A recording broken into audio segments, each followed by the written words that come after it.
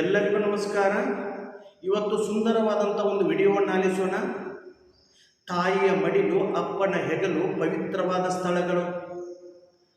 ಜನ್ಮ ಕೊಡಬೇಕಾದರೆ ತಾಯಿ ತನ್ನ ಗರ್ಭವನ್ನು ನಮಗಾಗಿ ಮೀಸಲಿಟ್ಟು ತಾಯಿಯ ತನ್ನ ಕರಳನ್ನು ಮಾಲೆಯನ್ನಾಗಿ ಮಾಡಿಕೊಂಡು ರಕ್ತವನ್ನು ಅಭಿಷೇಕವನ್ನು ಮಾಡಿ ನವಮಾಸ ತುಂಬಿ ಜನ್ಮ ಕೊಟ್ಟಂಥವಳೆ ಯಾರಂದರೆ ತಾಯಿ.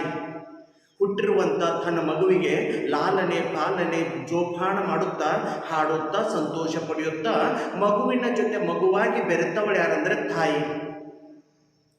ತನ್ನ ಕಷ್ಟಗಳನ್ನು, ಸುಖಗಳನ್ನು, ದುಗುಡು ದುಮ್ಮಾನಗಳನ್ನು, ಆಸೆ ಅಪೇಕ್ಷೆಗಳನ್ನು, ಪ್ರಯತ್ನಗಳನ್ನು, ಗುರಿಗಳನ್ನು ಬದಿಗಿಟ್ಟು ತನ್ನ ಮಗುವಿನ ನಗುವಿನೊಳಗೆ ತನ್ನ ದುಃಖನ ಮರೆತಿರುವಂಥ ಶಕ್ತಿ ಯಾರಿಗಿದೆ ಅಂದರೆ ತಾಯಿಗಿದೆ. ಆವಾಗ ತಾಯಿ ತನ್ನ ಮಗುವಿನ ಲಾಲನೆ ಪಾಲನೆ ಪೋಷಣೆ ಮಾಡುತ್ತಾ ಮಗುವನ್ನು ನೋಡಿ ಎಷ್ಟು ಚಂದ ಮಗುವಿಗೆ ಸಂಸ್ಕಾರ ಕೊಡ್ತಾ ಇದ್ಲಂದ್ರೆ ಹಳ್ಳಿಯ ಜೀವನ, ಹಳ್ಳಿಯ ಸೊಬಗು, ಹಳ್ಳಿಯ ಸೊಗಡು ಇನ್ನೂ ಜೀವಂತವಾಗಿತ್ತು. ಬರ್ಬರ್ತಾ ಪಾಶ್ಚಿಮಾತ್ಯರ ಅನುಕರಣೆಯಿಂದ, ನಮ್ಮ ಪಟ್ಟಣದೊಳಗಿರುವಂಥ ಕೆಲವೊಂದು ಪಾಶ್ಚಿಮಾತ್ಯರ ಅನುಕರಣೆಯಿಂದ ನಿಧಾನವಾಗಿ ಹಳ್ಳಿಯ ಸೊಗಡು ಮಾಯವಾಗ್ತಾ ಇದೆ. ಹಿಂದಿನ ಕಾಲದೊಳಗೆ ಸುಮಾರು 2-3 ದಶಕಗಳ ಹಿಂದೆ ನೋಡಬೇಕಾಗಿತ್ತಂದರೆ ಸುಂದರವಾದಂಥ ಕಾಲ, ಹಳ್ಳಿಯವಾದಂಥ ವಾತಾವರಣ, ಅಲ್ಲಿ ನಲಿವು, ಸಂತೋಷ, ಆಟ, ಕೂಟ, ಊಟ ಎಲ್ಲ ವ್ಯವಸ್ಥೆ, ಹಂಚ್ಕೊಂಡು ತಿನ್ನುವಂಥ ವ್ಯವಸ್ಥೆಯನ್ನು ನಾವು ಹಳ್ಳಿ ಒಳಗೆ ನೋಡ್ತಾ ಇದ್ದೀವಿ. ತಾಯಿ ಮಗು ಹೇಳ್ತಾಳೆ, ಎಷ್ಟು ಚಂದ ಹೇಳ್ತಾಳಂದ್ರೆ, ನೀ ಆಚಾರ ಕರಸಾಗಬೇಕಪ್ಪ, ನೀತಿಗೆ ಪ್ರಭುವಾಗಬೇಕು, ಮಾತಿನಲ್ಲಿ ಚೂಡಾಮಣಿಯಾಗಬೇಕು, ಜಗತ್ತಿಗೆ ಜ್ಯೋತಿ ಆಗಬೇಕಂತ ತಿಳ್ಕೊಂಡು ತನ್ನ ಮಗುವಿಗೆ ಹಾಡಿ ಹರಿಸುವಂಥ ಶಕ್ತಿ ಯಾರಿಗಿದೆ ಅಂದರೆ ತಾಯಿಗಿದೆ. ಅದೇ ತ್ರಿಪದಿ ಒಳಗೆ ಹಳ್ಳಿಯ ಗರ್ತಿ ಹಾಡುವಂಥ ತ್ರಿಪದಿ ಒಳಗೆ ಸೊಗಸಾದ ಹಾಡಿದ್ದು, ಆಚಾರ ಕರಸಾಗು, ನೀತಿಗೆ ಪ್ರಭುವಾಗು, ಮಾತಿನಲ್ಲಿ ಚೂಡಾಮಣಿಯಾಗು ಕಂದಯ್ಯ, ಜ್ಯೋತಿಯೇ ಆಗೋ ಜಗಕ್ಕೆಲ್ಲ, ಜ್ಯೋತಿಯೇ ಆಗೋ ಜಗಕ್ಕೆಲ್ಲ. ತಾಯಿ ಎಷ್ಟು ಚಂದ ಹೇಳ್ತಾಳು. ನೀ ಎಷ್ಟು ದುಡ್ಡು ಗಳಿಸ್ತಿ ಅನ್ನೋದು ಮುಖ್ಯ ಅಲ್ಲ, ಎಷ್ಟು ದೊಡ್ಡ ವ್ಯಕ್ತಿ ಆಗ್ತಿ ಅನ್ನೋದು ಮುಖ್ಯ ಅಲ್ಲ. ಜಗತ್ತಿಗೆ ಬೆಂಕಿ ಹಚ್ಚವ ದೊಡ್ಡವಾಗುವುದಿಲ್ಲ, ಜಗತ್ತಿಗೆ ಜ್ಯೋತಿಯನ್ನು ಬೆಳಗಿಸುವಂಥವ್ ದೊಡ್ಡವಾಗ್ತಾನೆ. ಬೆಂಕಿ ಸುಟ್ಟು ಭಸ್ಮ ಮಾಡುತ್ತೆ, ಜ್ಯೋತಿ ಬೆಳಗಿ ಜಗತ್ತಿಗೆ ಜ್ಞಾನ ಸುಧಿಯನ್ನು ನೀಡುತ್ತೆ. ಅಂಥ ನೀ ಮಗನಾಗಿ ಬೆಳಿಬೇಕು. ಆಚಾರ ಬಿಡಬೇಡ, ನೀತಿ ಬಿಡಬೇಡ, ಮಾತಿನೊಳಗೆ ಹೇಳುವುದಂಥ ಮಾತುಗಳನ್ನು ಆಡುವಂಥ ಮೌಲ್ಯಯುತವಾದಂಥ ಮಾತುಗಳನ್ನು ಆಡುವಂಥ ವ್ಯಕ್ತಿ ಆಗಬೇಕು. ಹಾಗಾದರೆ ತನ್ನ ತಾಯಿ ತನ್ನ ಮಗುವಿಗೆ ತ್ರಿಪದಿಯ ಮೂಲಕ ಹಾಡಿ ಹರಿಸ್ತಾ ಇದ್ದದ್ದು ಕಾಣೋದು ಯಾವುದಂದ್ರೆ ಹಳ್ಳಿಯ ಸೊಬಗಿನೊಳಗಿತ್ತು. ಅಷ್ಟೇ ಯಾಕ, ಮಗು ಚೆನ್ನಾಗಿ ಏನಾದರೂ ಮಳೆ ಬಂತು, ಮಳೆ ಒಳಗೆ ಏನಾದರೂ ಮಳೆ ಬಿದ್ದು ಮಣ್ಣೆಲ್ಲ ರಾಡಿ ಒಳಗೆ ಮಗು ಆಡಿ ಬರ್ತಾ ಇದ್ರೆ ಎಲ್ಲರೂ ಬೈಯೋರು. ಬಿದ್ದ ಮಗುವನ್ನು ಎಲ್ಲರೂ ಬೈತಿದ್ರು. ಎಲ್ಲರೂ ಹೆಂಗೆ ಬೈತಿದ್ರು ಅಂದ್ರೆ, ಮಳೆ ಬರ್ತೈತೆ ಅದು ಗೊತ್ತಿತ್ತು, ಯಾಕೆ ನೀವು ಹೊರಗೆ ಹಾದಿ ರಾಡಿ ಒಳಗೆ ಬಿತ್ತಿ ಬಟ್ಟೆಗಳನ್ನು ಯಾಕೆ ಕೆಲಸ ಮಾಡ್ಕೊಂಡು ಬಂದು ಅಂತ ತಿಳ್ಕೊಂಡು ಮನೆ ಒಳಗೆ ಎಲ್ಲರೂ ಬೈದ್ರು. ಎಲ್ಲರೂ ಬೈದ್ರು. ಮಗು ಸುಮ್ಮನಿತ್ತು. ರೊಟ್ಟಿ ಮಾಡೋದು ಬಿಟ್ಟು ತಾಯಿ ಒಳಗಿಂದ ಹೊರಗೆ ಬಂದ ಮುಖ ತೊಳೆದು ಕಾಲ ತೊಳೆದು ಬೇರೆ ಅರಿವಿ ಹಾಕುತ್ತ ಅವಳು ಬೈದ್ಲು. ಆದರೆ ಮಗುವನ್ನು ಬೈಲಿಲ್ಲ, ಮಳೆಯನ್ನು ಬೈದ್ಲು. ಯಾಕಂದರೆ ಅದು ಜನ್ಮದ ಕುಡಿಯಾಗಿದೆ. ಅದಕ್ಕೆ ತನ್ನ ಜೀವನ ಪರ್ಯಂತವಾಗಿ ಸಂಸ್ಕಾರ ಕೊಟ್ಟು ಲಾಲನೆ ಪಾಲನೆ ಪೋಷಣೆ ಮಾಡಿ ತಾಯಿ ತನ್ನ ದುಃಖವನ್ನು ಮರೆತವಳು ಯಾವುದಂದ್ರೆ ಮಗು ಆಡಿದ್ದು, ಮಗು ನಕ್ಕದ್ದು, ಮಗು ಸಂತೋಷ ಪಟ್ಟದ್ದು. ಹಿಂದಿನ ಕಾಲದೊಳಗೆ ಮಳೆ ಬಂತಂದ್ರೆ ಮಗುವನ್ನು ಹೊರಗೆ ಬಿಡ್ತದ್ದು, ಆಡಿಬಾ ಬೇಕಾದಂಗೆ ಆಡಿಬಾ. ಅದಕ್ಕೆ ಜನಪದ ತ್ರಿಪದಿ ಒಳಗೆ ಆಡಿ ಬಾಣನ ಕಂದ ಅಂಗಾಲ ತೊಳೆದೇನ ತಂಗಿನ ಕಾಯಿ ತಿಳಿ ನೀರ ತಕ್ಕೊಂಡು ಬಂಗಾರದ ಮೋರೆ ತೊಳೆದೇನ, ಬಂಗಾರದ ಮೋರೆ ತೊಳೆದೇನ. ಎಷ್ಟು ಆಡ್ತಿ ಆಡ, ಎಷ್ಟು ಮಾಡ್ತಿ ಮಾಡ, ಮೈ ತುಂಬ ಎಲ್ಲ ರಾಡಿ ಮಾಡ್ಕೊಂಡು ಬಾ. ಆದ್ರೆ ಸೀದಾ ಸಾದಾ ನೀರಿನಿಂದ ನಿನ್ನ ಮುಖ ತೊಳೆದಿಲ್ಲ. ಅದು ಕಲ್ಪವೃಕ್ಷ ಅಣಿಸಿಕೊಂಡಿರುವಂಥ ತೆಂಗಿನ ಕಾಯಿ ಒಳಗಿಂದ ನೀರನ್ನು ತಗೊಂಡು ನಿನ್ನ ಮುಖವನ್ನು ತೊಳಿತನು. ಯಾಕಂದ್ರೆ ಉಳಿದ ನೀರಿನಕ್ಕಿಂತ ಸ್ವಚ್ಛವಾಗಿದ್ದದ್ದು ನನ್ನ ಮಗನ ಮೋರೆ, ನನ್ನ ಮಗನ ಮುಖ. ಆ ಮಗನ ಮುಖ ತೊಳಿಬೇಕಾದ್ರೆ ತೆಂಗಿನ ನೀರ ಬೇಕಂತ ತಿಳ್ಕೊಂಡು ಕಲ್ಪನೆ ಯಾವ್ದೈತಂದ್ರೆ ತಾಯಿದೈತಿ.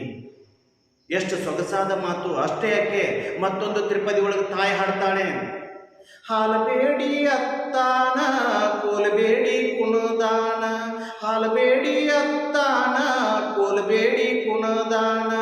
ಮೊಸರುಬೇಡಿ ಕೆಸರ ತುಳಿದಾಣ ಕಂದಯ್ಯ, ಕುಸಲಾದ ಗೆಜ್ಜೆ ಕೆಸರಾಯ್ತು, ಕುಸಲಾದ ಗೆಜ್ಜೆ ಕೆಸರಾಯ್ತು.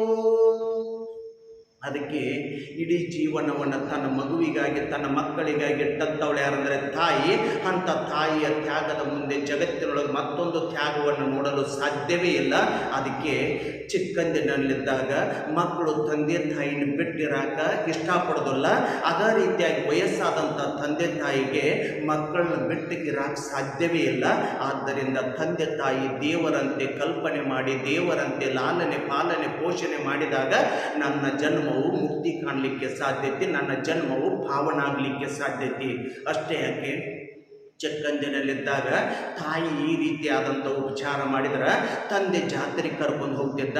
ಜಾತ್ರೆಗೆ ಕರ್ಕೊಂಡು ಹೋಗುತ್ತ್ಯಾಗ ದೇವಸ್ಥಾನದ ಸುತ್ತೂರಿಗೆ ಪಲ್ಲಕ್ಕಿ ಉತ್ಸವ ನಡಿಬೇಕಾಗಿತ್ತಂದ್ರೆ ಅಂತ ತಂದೆ ತನ್ನ ಮಗುವನ್ನು ಹೆಗಲ ಮೇಲೆ ಕುಣಿಸ್ಕೊಂಡ, ನೋಡಪ್ಪ ದೇವರ ದರ್ಶನ ಆಗ್ತೈತಿ ನೋಡತ್ತಂದಾಗ ಮಗು ಅಪ್ಪಗೆ ಹೇಳುತ್ತತ್ತ, ಅಪ್ಪ ನಿನ್ನ ಹೆಗಲ ಮೇಲೆ ನಾನು ಕೂತಾರೆ ಕರೆ ನನಗೆನ್ನೋ ದೇವ್ರು ಕಾಣುವಾತು ಕಾಣುವಾಯ್ತು ಅಂತ ಅಳತತ್ತ. ಅವಾಗ ಪಕ್ಕದೊಳಗೊಬ್ಬರು ಸಾಧು ಸಂತರು ನಿಂತಿದ್ರತ್ತ. ಅವ್ರು ಹೇಳ್ತಾರೋ, ತಮ್ಮ ಅಪ್ಪನ ಹೆಗಲ ಮೇಲೆ ಕೂತಿದ್ದಿ, ದೇವ್ರ ನೋಡಾಕತ್ತಿದ್ದಿ, ಕರೆ ದೇವ್ರು ಕಾಣುವತ್ತತಿ, ನಿನಗೆ ದೇವ್ರು ಕಾಣಕ್ಕೆ ಸಾಧ್ಯನೇ ಇಲ್ಲ. ಯಾಕಂದ್ರೆ ದೇವ್ರ ಹೆಗಲ ಮೇಲೆ ಕೂತು ನೀ ದೇವ್ರ ನೋಡಾಕತ್ತಿದ್ದಿ ಅಂದಾಗ ಆ ಮಗುವಿಗೆ ಜ್ಞಾನೋದಯವಾಯಿತು. ಹೆಗಲ ಮೇಲಿಂದ ಜಾರಿದ, ಅಪ್ಪನ ಪಾದ ಮುಟ್ಟಿದ, ಅಪ್ಪನ ಜೋರಾಗಿ ಅಪ್ಪಗೊಂದ. ಯಾಕಂದ್ರೆ ಅಪ್ಪನ ಹೆಗಲೇ ಆ ಮಗುವಿಗೆ ದೇವಸ್ಥಾನವಿದ್ದಂತೆ, ತಾಯಿಯ ಮಡಿಲೇ ಮಕ್ಕಳಿಗೆ ದೇವಸ್ಥಾನವಿದ್ದಂತೆ. ಮಣ್ಣ ಬಿಟ್ಟು ಮಡಿಕೆ ಇಲ್ಲ, ತಂದೆ ತಾಯಿ ಬಿಟ್ಟು ದೇವರಿಲ್ಲ. ಆದ್ದರಿಂದ ವೃದ್ಧಾಪದೊಳಗೆ ತಾಯಿ ತಂದೆಯನ್ನು ಯಾರೂ ದೂಷಿಸಬಾರದು, ಯಾರೂ ದೂರ ಮಾಡಬಾರದು. ಪಾಶ್ಚಿಮಾತ್ಯ ಅನುಕರಣೆಯಿಂದ ದುಡ್ಡು ದ್ವಾಡದಾಗೈತಿ, ದುಡ್ಡವನ್ನು ಬದಿಗಿಡೋಣ, ಪ್ರೀತಿ ವಾತ್ಸಲ್ಯ ಮಮಕಾರವನ್ನು ತಾಯಿ ತಂದೆ ಮೇಲೆ ತೋರಿಸೋಣ. ನಮಗೆ ಚಿಕ್ಕಂದಿನಲ್ಲಿದ್ದಾಗ ರೊಟ್ಟಿ ತಿನ್ನೋದು ಬಿಟ್ಟು ಒಂದು ತುಣುಕು ತಿನ್ನಿಸಿದವಳ ತಂದೆ ಮತ್ತು ತಾಯಿ. ಆದ್ದರಿಂದ ತಾವಿಬ್ಬರೂ ಊಟ ಬಿಟ್ಟು ಮಕ್ಕಳಿಗೆ ಊಟ ಹಾಕಿದವರು ತಂದೆ ತಾಯಿದಾರು. ಅಂಥವ್ರು ಉಪವಾಸ ಬೀಳದಂತೆ ನೋಡಿಕೊಳ್ಳಬೇಕಾಗಿದ್ದು ನಮ್ಮೆಲ್ಲರ ಆದ್ಯ ಕರ್ತವ್ಯ. ಆದ್ದರಿಂದ ನಮ್ಮ ಸಂಸ್ಕಾರ, ನಮ್ಮ ಸಂಸ್ಕೃತಿ, ನಮ್ಮ ನಾಡಿನ ಸೊಬಗು, ನಮ್ಮ ನಾಡಿನ ಘನತೆ ಗೌರವ ಜಗತ್ತಿನೊಳಗೆ ದ್ವಾಡದೈತಿ. ಅಷ್ಟೇ ಯಾಕೆ ಒಂದು ಸುಂದರವಾದಂಥ ಘಟನೆ ಯಾವುದಂದರೆ, ಮದರ್ ತೆರೇಸಾ ಭಾರತದ ಒಂದು ಹಳ್ಳಿ ಒಳಗೆ ತಿರುಗಾಡುವ ಸಂದರ್ಭದೊಳಗೆ ತುಂಬು ಗರ್ಭಿಣಿಯಾಗಿರುವಂಥ ಒಬ್ಬಳು ಮಹಿಳೆ ಬಂದು ನನಗೆ ತಿನ್ನಲಿಕ್ಕೆ ಏನಿಲ್ಲ ಅಂತ ತಿಳ್ಕೊಂಡು ಅನ್ನ ಬೀಳ್ತಾಳೆ ಮದರ್ ತೆರೇಸಾ ಮುಂದೆ. ಆವಾಗ ಚಿಕ್ಕದಾದ ಪಾತ್ರೆ ಒಳಗೆ ಇದ್ದಷ್ಟು ಅನ್ನವನ್ನು ಆ ಮಹಿಳೆಗೆ ಯಾರು ಕೊಡ್ತಾರಂದ್ರೆ ಮದರ್ ತೆರೇಸಾ ಕೊಡ್ತಾರಂತೆ. ಅದನ್ನು ಅನ್ನವನ್ನು ತಗೊಂಡು ಹೋಗಿ ತನ್ನ ಮನೆಯಲ್ಲಿ ಹೋಗಿ ಕುತ್ಕೊಂಡು ಪಕ್ಕದೊಳಗೊಂದು ನಾಯಿ ಇರ್ತೈತಿ, ನಾಯಿಗೆ ಒಂದು ತುತ್ತು ಹಾಕಿ ಉಳಿದ ಅನ್ನವನ್ನು ತಿಂತಾಳತ್ತ. ಇದನ್ನು ಕದೇಕ ಚಿತ್ತದಿಂದ ಯಾರು ನೋಡ್ತಾರೆ, ತೆರೇಸಾ ನೋಡ್ತಾರೋ. ಅವಾಗ ಮದರ್ ತೆರೇಸಾ ಭಾಳ ಚಂದ ಹೇಳ್ತಾಳು, ನಾನು ಇಡುವ ಅನ್ನದ ಪಾತ್ರೆ ತುಂಬ ಚಿಕ್ಕದಾಗಿದೆ, ಆದರೆ ಅವಳು ಹಂಚಿಕೊಂಡು ತಿನ್ನುವ ಹೃದಯದ ಪಾತ್ರೆ ತುಂಬ ದೊಡ್ಡದಾಗಿದೆ. ಇಂಥ ಒಂದು ಹಂಚಿಕೊಳ್ಳುವ ಗುಣ ಕಂಡದ್ದು ಮತ್ಯಾವುದು ದೇಶದಲ್ಲಿ ಸಾಧ್ಯವೇ ಇಲ್ಲ, ಅದು ಭಾರತದ ಹಳ್ಳಿಗಳ ದೇಶದಲ್ಲಿ. ಆದ್ದರಿಂದ ಹಳ್ಳಿಗಳಿಂದ ಉದ್ಧಾರವಾಗಿದ್ದೇ ನನ್ನ ದೇಶ. ಅಂಥ ನಾಡಿನೊಳಗೆ ಇಂಥ ಒಂದು ಸಂಸ್ಕೃತಿಯನ್ನು ಉಳಿಸಬೇಕಾಗಿತ್ತಂದ್ರೆ ಮಾತೃ ದೇವೋಭವ, ಪಿತೃ ದೇವೋಭವ, ಆಚಾರ ದೇವೋಭವ, ಅತಿಥಿ ದೇವೋಭವ ಅಂದಿರುವಂಥ ಈ ನಾಡಿನೊಳಗೆ ತಂದೆ ತಾಯಿಯನ್ನು ಗೌರವಿಸೋಣ, ಅವರೇ ದೇವರೆಂದು ಲಾಲನೆ ಪಾಲನೆ ಪೋಷಣೆ ಮಾಡೋಣ. ನಮಗಾಗಿ ಜೀವನವನ್ನು ಮುಡುಪಾಗಿಟ್ಟಿದ್ದು. ಯಾಕಂದರೆ ಚಿಕ್ಕಂದಿನೊಳಗಿದ್ದಾಗ 101 ಸುಳ್ಳು ಹೇಳಿ ಊಟ ಮಾಡಿಸಿದವಳು ನನ್ನ ತಾಯಿ. ಚಂದಮಾಮ ಬರ್ತಾನೆ, ಆ ಮಾಡು, ಚಂದಮಾಮ ಬರ್ತಾನೆ, ಚಂದಮಾಮ ಬರಲಿಲ್ಲ. ಆದರೂ ಹುಣಿಸೋದು ಮಾತ್ರ ತಾಯಿ ಬಿಡಲಿಲ್ಲ. 101 ಸುಳ್ಳು ಹೇಳಿ ನನಗೆ ಉಣಿಸಿ ದೊಡ್ಡವನನ್ನಾಗಿ ಮಾಡಿ ನೀನು ಚಂದ್ರಲೋಕಕ್ಕೆ ಹೋಗಬೇಕೆಂಬ ಗುರಿಯನ್ನು ತೋರಿಸಿದವಳು ಯಾರಂದರೆ ತಾಯಿದಾಳು.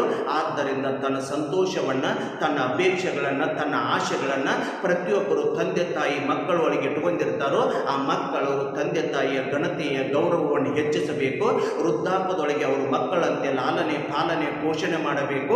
ಇದು ನಾಡಿನೊಳಗೆ ರಕ್ತಗತವಾಗಿ ಹರಿದುಕೊಂಡು ಬಂದಿರುವಂಥ ಒಂದು ಸಂಸ್ಕೃತಿ, ಸಂಪ್ರದಾಯ, ಸನಾತನ ಧರ್ಮ. ವಿಭಕ್ತ ಕುಟುಂಬದಕ್ಕಿಂತ ಅವಿಭಕ್ತ ಕುಟುಂಬದೊಳಗೆ ಕಲ್ತದ್ದು ಹೆಚ್ಚು.